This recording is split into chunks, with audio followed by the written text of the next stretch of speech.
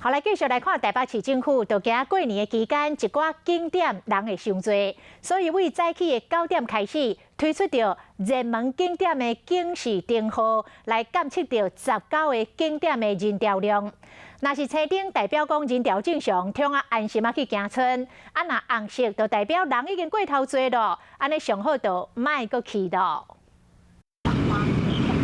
那记者现在所在的位置呢，就是这个樱花已经开满满的乐活公园。不过民众千万记得哦，出门走春前先检查一下 APP， 看一下人潮状况。像现在乐活公园呢是绿色灯号，就代表人潮正常，可以戴着口罩安心前来走春。台北市政府推出19个热门景点警示灯号，包括西门町、迪化街、树林夜市、松烟文创、七里动物园、儿童新乐园等等。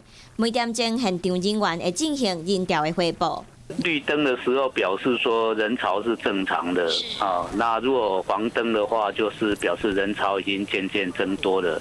那红灯的时候表示那个景点是人潮拥挤的，那民众看到红灯就可以想说是不是要改道。不过这项机制无强制性，若是民众看到红色灯号，要是想要去，会安怎管制？人潮众多时，则请再来观赏。我会请我们的同仁举牌，就是告诉大家说，稍微请大家注意一下安全距离。再来到松山文创园区看看人潮量，一样是绿色灯号，显示正常。好像没有看过，不知道，不知道。